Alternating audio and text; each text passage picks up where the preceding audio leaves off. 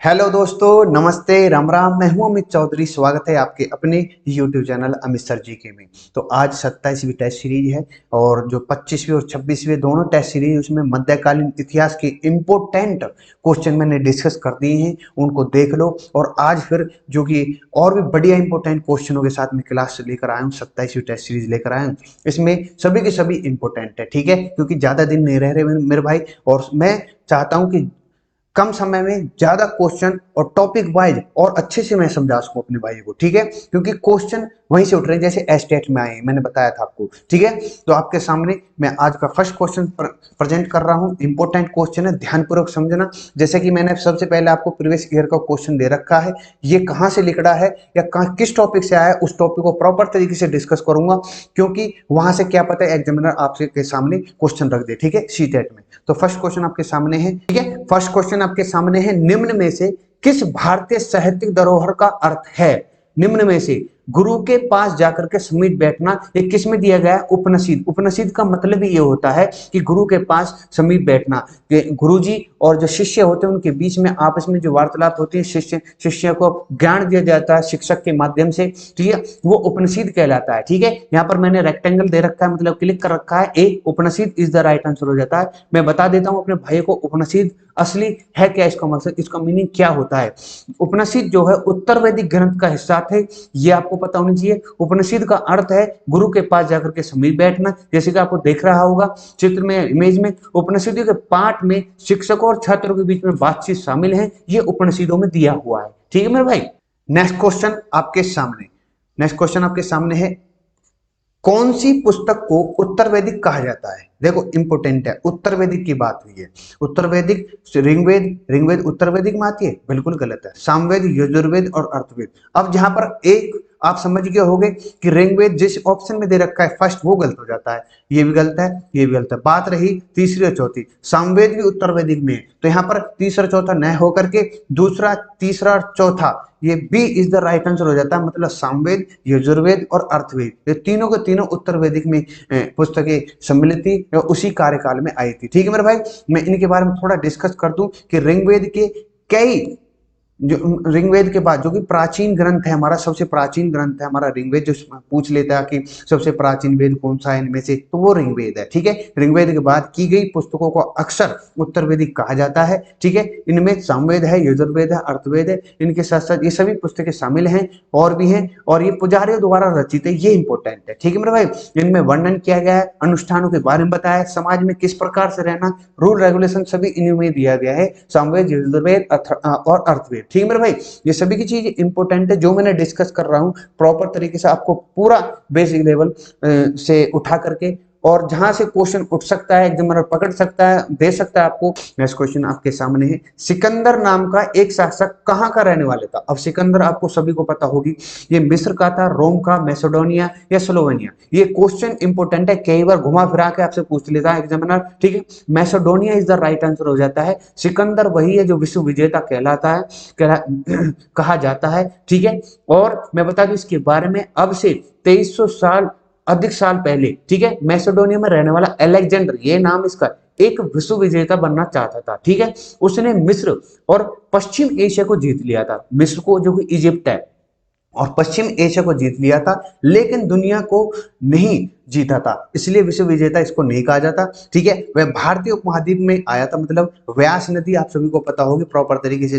पहले आपसे बहुत साल पहले, 2300 साल पहले की बात है, तो लगभग अपने ही अंडर, अपने साम्राज्य में आती थी व्यास, सिंधु, सभी की सभी नदियां, ठीक है। तो ये जो था अलेक्जेंडर या फिर सिकंदर जो था, व्यास के नदी के तट पर पहुंचने पर उसने सैनिकों ने आगे हमला करने से इनकार कर दिया, क्योंकि इसने देखा कि दूसरी तरफ जो है, भारत की तरफ जो है, पैदल सैनिक हैं, रथ है, हाथी हैं, और भारतीय सेनाओं से ये डर गया था, इसलिए वहां से उल्टा जाना पड़ा। ये क्वेश्चन भी आया है कि जो सिकंदर आया तो किस नदी से वापस चला गया था, ये क्वेश्चन भी कई बार पूछा गया है, ठीक है। तो ये समझ लेना, पढ़ लेना आप। नेक्स्ट क्वेश्चन, नेक्स्ट क्वेश्चन आपके सामने है, समुद्रगुप्त के बारे में निम्नलिखित में से क्या सच है? समुद्रगुप्त की बात होती है आज। इस गुप्त वंश को मैं हर क्वेश्चन को लेकर आया, जहां से क्वेश्चन उठे हुए हैं और उठेंगे, सभी के सभी क्वेश्चन आपके सामने रखूंगा। जो समुद्रगुप्त है, इनके बारे में सच क्या है कि उनकी मां लिच्छवी गण की थी, बिल्कुल राइट आंसर है।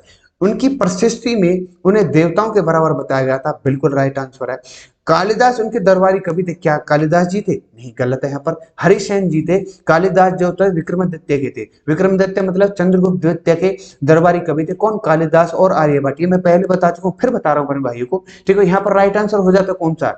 फर्स्ट और सेकंड। फर्स्ट सेकंड कौन सा है? Only 1 and 2, A is the right answer हो जाता है, ठीक है। चलो, इनके बारे में थोड़ा लिखा हुआ है। समुद्रगुप्त आपको पता है गुप्ता डायनेस्टी के हैं, ठीक है। गुप्त वंश की श्रीगुप्त ने स्थापना की थी। और स्वतंत्र जो है, ये इंपॉर्टेंट क्वेश्चन है कि स्वतंत्र शासक कौन बना गुप्त वंश का, ये क्वेश्चन आप मुझे बताना, ठीक है। आगे आने वाले मैं डिस्कस कर दूंगा। और इनका जो कार्यकाल है शासन का 335 से 380 का रहा है। एडी एनो डोमाइन जिसको बोलते हैं। वे हमेशा युद्ध और विजय की नीति की में विश्वास रखते थे। कौन? समुद्रगुप्त जी, ठीक है। और भारत के नेपोलियन है। ये सभी के सभी पॉइंट आपके सामने मैंने बता दिए, ठीक है भाई।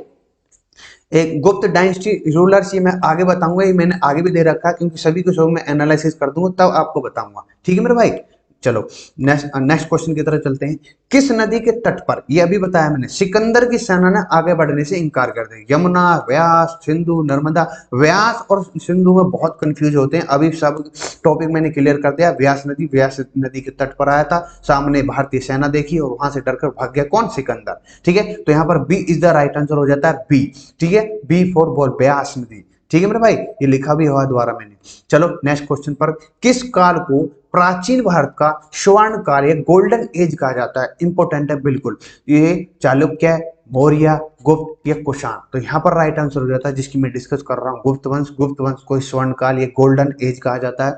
क्यों कहा जाता है मैं बता देता हूँ अपने भाई को। इसकी जब ये वंश था, उस समय के दौरान कला थी, वस्तुकला, साहित्य था, दर्शन थे, व्यापार हो रहा था, विज्ञान और कृषि में काफी हद तक क्षेत्रों में तेजी से विकास हो रहा था। इसलिए आज के समय में गोल्डन एज या स्वर्ण युग कहा जाता है इस वंश को, गुप्त वंश को, ठीक है मेरे भाई।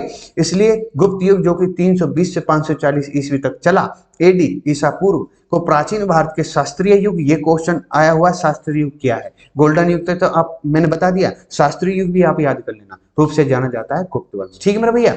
चलो नेक्स्ट क्वेश्चन की तरफ चलते हैं। नेक्स्ट क्वेश्चन, किसके मतलब चांदी के सिक्के जारी करने वाला पहला गुप्त शासक था? चंद्रगुप्त प्रथम, चंद्रगुप्त द्वितीय, समुद्रगुप्त या श्रीगुप्त? यहाँ पर राइट आंसर हो जाता है चंद्रगुप्त प्रथम, चंद्रगुप्त द्वितीय, जो कि जिसके बारे में मैंने लिखा भी हुआ है चंद्रगुप्त। यहाँ पर राइट आंसर हो जाता है बी, ये निशान लगा लेना आप प्रॉपर तरीके से। चंद्रगुप्त द्वितीय विक्रमादित्य के नाम से जाने जाते हैं, ठीक है। समुद्रगुप्त के बाद समुद्रगुप्त के बेटे हैं चंद्रगुप्त द्वितीय, और समुद्रगुप्त के जो पिताजी हो चंद्रगुप्त प्रथम है, ये आपको पता होनी चाहिए, ठीक है मेरे भाई। आगे बता दूंगा मैं, क्रमवाइज बता दूंगा। समुद्रगुप्त के बाद उसका पुत्र चंद्रगुप्त द्वितीय रहा, शासक बना। वह चांदी के सिक्के जारी करने वाला पहला गुप्त शासक था, ठीक है। उन्होंने पश्चिमी भारत में एक अभियान नेतृत्व किया, जहां उन्होंने शाकों हैं उनके अंतिम पर कब्जा कर लिया था, ठीक है मेरे भाई। उन्होंने विक्रमादित्य की उपाधि ग्रहण की, ये इंपॉर्टेंट है, ठीक है। महाराज राजा किसने उपाधि ग्रहण की थी? विक्रमादित्य, मैं बता चुका हूं, चंद्रगुप्त द्वितीय जी ने उपाधि धारण की थी। कौन सी? विक्रमादित्य की। ये इंपॉर्टेंट है, कंफ्यूज करने वाले क्वेश्चन है, ठीक है। बिल्कुल क्लियर कर रहा हूं अभी से। चलो देखो, एक उपाधि आ गया महाराज राजा, जैसे आपके बता रहा था मैं, महाराजा अधिराज की उपाधि प्राप्त करने वाले इनमें से कौन है? चंद्रगुप्त द्वितीय तो बिल्कुल गलत हो जाता है, 1 और 2 ये भी गलत है, नॉन ऑफ देम। तो बचा कौन? समुद्रगुप्त। समुद्रगुप्त जी ने, और इनके पिता कौन थे? चंद्रगुप्त फर्स्ट ने। दोनों के दोनों ने महाराज अधिराज की उपाधि ग्रहण की थी। चंद्रगुप्त द्वितीय भी बता के आया हूं, विक्रमादित्य की उपाधि ग्रहण की थी, ठीक है मेरे भाई। दोनों चीजें क्लियर हैं, ये मैंने लिखा भी हुआ है इस पर, दोनों के दोनों, और विक्रमादित्य के बारे में भी लिखा हुआ है, आप सभी को पता होगी। फाउंडेड करने वाला श्रीगुप्त को, आपको श्रीगुप्त जी थे, गुप्त वंश को, ये मैं बता चुका हूं। और स्वतंत्र जो इंडिपेंडेंट रूलर था गुप्त वंश को, चंद्रगुप्त प्रथम थे, जैसे मैंने अभी बताया था, ठीक है। ये भी क्वेश्चन, जितने भी क्वेश्चन के अंदर, इस टॉपिक के अंदर जितने भी क्वेश्चन मैं निकाल के आपको दे रहा हूं, यहीं से क्वेश्चन आते हैं, ठीक है मेरे भाई। और मैं बता दूं चंद्रगुप्त द्वितीय के बारे में, उनके जो दरबारी कवि थे आर्यभट्ट, जो कि खगोल शास्त्री थे। कालिदास कवि थे बहुत बड़े, शहीद कवि विद्वान रहे हैं चंद्रगुप्त द्वितीय, जिसको विक्रमादित्य उपाधि ग्रहण की थी, ठीक है। इनके इंपॉर्टेंट पॉइंट मैं बता दूं, समुद्रगुप्त की मदर के नाम कई बार पूछा गया है, क्योंकि भारत के नेपोलियन है वो, कुमारी देवी, ये इंपॉर्टेंट है, ठीक है। कुमारी देवी मतलब किसकी पत्नी हुई? चंद्रगुप्त प्रथम की, ठीक है। She belong to the Licchavi गण, अभी पूछा था ना मैंने, कथन कौन सा सही, तो लिच्छवी गण से बिलोंग करती थी, ठीक है मेरे भाई। चलो और भी पॉइंट दे रखे हैं कुछ मैंने। अच्छा, समुद्रगुप्त की जो प्रसिद्धि है, जो अभिलेखों में दी गई है प्रसिद्धि, इसकी सॉरी, इसका मीनिंग जो होता है वो प्रशंसा होता है। ये क्वेश्चन पूछा गया है। दरबारी कवि इनके हरिशयन है, मैंने बताया था पहले भी, ये इंपॉर्टेंट है। आप प्रॉपर तरीके से इन दोनों सभी चीजों को रिलेट करके पढ़ोगे तो जैसे मैं बताता आ रहा हूँ टॉपिक वाइज या फिर गुप्त जो शासक वाइज, सभी के सभी सम्राट वाइज, ठीक है, सभी के सभी दरबारी कवियों को मैं एंड में भी डिस्कस कर रहा हूँ और साथ टॉपिक के साथ साथ भी सभी को बताते चल रहा हूँ, ठीक है, कंफ्यूज ताकि न हो मेरे भाइयों को। चलो, और मैं बता दूं प्रसिद्धि की, मैं बता दूं क्या क्या जिक्र है, ये आप पढ़ लेना। युद्ध के बारे में, राजा के बारे में, महान कवि थे और भगवान के समतुल्य समझा जाता था, ये प्रसिद्धि के अंतर्गत दे रखा है ये समुद्रगुप्त के बारे में। चलो नेक्स्ट क्वेश्चन पर। अच्छा, गुप्त वंश का पहला स्वतंत्री, मैंने बताया ना इंडिपेंडेंट रूलर जो, ये उल्टे सीधे क्वेश्चन हो गए, मैंने कल तो करे थे पर लेकिन अभी पता नहीं जब सेविंग मारी तो उल्टे सीधे क्वेश्चन हो गए, इसके लिए सॉरी, लेकिन पहले मैं समझा चुका हूं, अब आप आसानी से क्वेश्चन का आंसर दे दोगे। सूर्यगुप्त है, चंद्रगुप्त प्रथम है, समुद्रगुप्त है, कुमारगुप्त है, तो चंद्रगुप्त प्रथम है, ठीक है। किसके पिताजी हैं ये है समुद्रगुप्त के, ठीक है, उनकी माता का नाम समुद्रगुप्त जी का कुमारी देवी, ठीक है भाई। नेक्स्ट क्वेश्चन क्या है, इसके बारे में मैंने बता दिया। श्रीगुप्त हैं, चंद्रगुप्त प्रथम, जिनको विक्रमादित्य ये वो सॉरी महाराज विरासी और समुद्रगुप्त दोनों को महाराज अधिराज की उपाधि ग्रहण की, और जो इनके पुत्र हैं किसके, समुद्रगुप्त जी के, चंद्रगुप्त द्वितीय, उनको विक्रमादित्य की उपाधि ग्रहण की थी। उनके दरबारी कवि मैं बता चुका हूँ, समुद्रगुप्त के हरिसेन हैं, चंद्रगुप्त द्वितीय के आर्यभट्ट जी और कालिदास जी हैं, सभी के सभी इंपॉर्टेंट है, ठीक है भाई। चलो नेक्स्ट क्वेश्चन की तरफ चलते हैं। नेक्स्ट क्वेश्चन, अच्छा ये क्वेश्चन बढ़िया है। ये क्वेश्चन है, एक चीनी यात्री आया, ये पहला चीनी यात्री था, ये भी याद कर लेना, फा हियान, किसके शासनकाल में भारत आया, कनिष्क के में, चंद्रगुप्त प्रथम, चंद्रगुप्त द्वितीय या हर्षवर्धन। तो सिंपल आंसर यहाँ पर चंद्रगुप्त द्वितीय, जिसको विक्रमादित्य कहा जाता है, उसके कार्यकाल के अंतर्गत या शासनकाल के अंतर्गत आया था फाहियान, ये पहला यात्री था। इंपोर्टेंट क्वेश्चन याद कर लेना, फाहियान भारत में पहले चीनी यात्री थे, ठीक है। हैंसोंग है थे, हैंसोंग है से हर्षवर्धन, वो भी चीनी यात्री था, है स्ट्रिक वाइज याद कर लेना। बच्चा कौन, फाहियान, फाहियान द्वितीय में आया था, चंद्रगुप्त द्वितीय के बाद शासनकाल में, ठीक है मेरे भाई। चलो सभी क्वेश्चन क्लियर कर रहा हूं, इसलिए क्वेश्चन क्लियर क्यों कर रहा हूं टॉपिक वाइज, ताकि आप एग्जाम में बैठने से पहले क्वेश्चन जब पढ़ोगे ना, आपके दिमाग में सभी के सभी टॉपिक क्लियर हो चुके होंगे, ठीक है। क्वेश्चन पढ़ोगे तुरंत से आंसर झटके दे दो, और एक बात और, केयरफुली क्वेश्चन पढ़ोगे ना तो मार नहीं खाओगे, ठीक है मेरे भाई। किस मुगल सम्राट ने ईस्ट इंडिया कंपनी को शुल्क मुक्त व्यापार का अधिकार प्रदान करते हुए एक फरमान जारी किए, ये इंपॉर्टेंट है। फरमान जारी करने वाला कौन था, अकबर, जहांगीर, औरंगजेब, शाहजहां। सिंपल सा आंसर इसका सी है, औरंगजेब। और इसके ऊपर एक प्रीवियस ईयर इससे रिलेट मैंने क्वेश्चन लेकर आया हूं, प्रीवियस ईयर में आया जो था, अंग्रेजों की सर्वोच्च नीति के संबंध में निम्नलिखित कथनों में से कौन सा कथन सही है। सर्वोच्च नीति के बारे में डायरेक्ट आंसर बताता हूं उसके बारे में। कंपनी का दावा था कि उसकी सत्ता सर्वोच्च है, इसलिए वह भारतीय राज्यों पर ऊपर शासन करती थी, ठीक है। इसकी सर्वोच्च नीति थी ईस्ट इंडिया कंपनी की, ठीक है मेरे भाई। तो नेक्स्ट क्वेश्चन, जिसको औरंगजेब ने बिल्कुल फ्री ऑन व्यापार ट्रेड करने के लिए दे दिया था, ठीक है, उसको पता नहीं थी आगे चल करके तेरा वंश को खत्म कर देगी। चलो नेक्स्ट क्वेश्चन, समुद्रगुप्त द्वारा किन शासकों को पराजित होने और समर्पण करने के बाद पुनः से शासन करने की अनुमति दी गई है, ये इंपॉर्टेंट है, सोचने वाला। तो आर्यव्रत हैं, वो दक्षिणापत हैं, तो यहाँ पर राइट आंसर हो जाता है दक्षिणापत। मैं पहले क्वेश्चन को डिस्कस कर चुका हूँ। दक्षिणापत वही है जहां पर 12 शासक को हराया था समुद्रगुप्त ने, लगातार आप देख सकते हो ये जगह है, ठीक है। इन सभी ने हार जाने के बाद समुद्रगुप्त के सामने समर्पण किया, इसके बाद समुद्रगुप्त ने फिर से शासन करने की अनुमति दे दी, ठीक है। ये आप पूछ सकता है, दक्षिणापत इज द राइट आंसर हो जाता है, और 12 शासक उसके अंदर रहते थे जिसको हराया था, ठीक है मेरे भाई।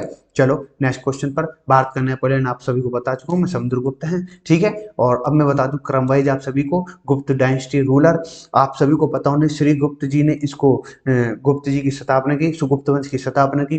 चंद्रगुप्त पहला इंडिपेंडेंट रूलर है, ये आपको पता होना चाहिए। नेपोलियन ऑफ इंडिया समुद्रगुप्ता है, ठीक है। ये क्रम वाइज है, चंद्रगुप्त प्रथम, उसका बेटा समुद्रगुप्त, फिर द्वितीय है चंद्रगुप्त, फिर उसके बेटा कुमारगुप्त है, और सिकंदरगुप्त लास्ट में है, ठीक है। टोटल 320 से 467 तक दे रखे, लेकिन 520 तक है। ये सभी के सभी जितने भी मैंने सम्राट बताए हैं, ये सभी के सभी इंपोर्टेंट, इनके बारे में आगे भी मैं डिस्कस करता चलूंगा, ठीक है। प्रॉपर तरीके से हर गुप्त के शासक को, सम्राट को, राजा को मैं अच्छे से समझाता चलूंगा, ठीक है मेरे भाई। चलो, इसके बारे में थोड़ा मैंने लिखा हुआ है, वही है कि समुद्रगुप्त हमेशा युद्ध और विजय की नीति में विश्वास करते थे, इसलिए इन्हें भारत का नेपोलियन कहा जाता है और कहा जाता रहेगा हमेशा की तरह। ठीक है मेरे भाई, तो आज के क्लास के अंतर्गत इतना ही था। और किसी भी क्वेश्चन के अंतर्गत किसी भी टॉपिक को लेकर के आपको कोई प्रॉब्लम हो तो मेरे से शेयर करो टेलीग्राम पर। फ्री पीडीएफ इसकी मैं डाल दूंगा, कल की नहीं डाली क्योंकि किसी नेटवर्क की प्रॉब्लम हो रही है, ठीक है, कल से, तो इसलिए मैं उसको आज ही डाल दूंगा इसके साथ। ठीक है मेरे भाई, किसी प्रकार से कोई दिक्कत हो और किसी प्रकार की गाइडेंस चाहिए मेरे भाई को, मेरे से पूछ सकता है, ठीक है। तो आज की क्लास के अंतर्गत इतना ही था। क्लास के अंतर्गत जितने भी क्वेश्चन अगर आपको अच्छे लगे हैं टॉपिक वाइज समझाना, तो लाइक शेयर सब्सक्राइब कर दो और भाइयों को शेयर कर दो। निःशुल्क है, सब कुछ है, फ्री है, ठीक है, पीडीएफ फ्री, क्लासेस फ्री और टेस्ट सीरीज चली रही है आपके सामने, ठीक है। तो नमस्ते, राम राम, जय हिंद, जय भारत, मिलते हैं नेक्स्ट क्लास में।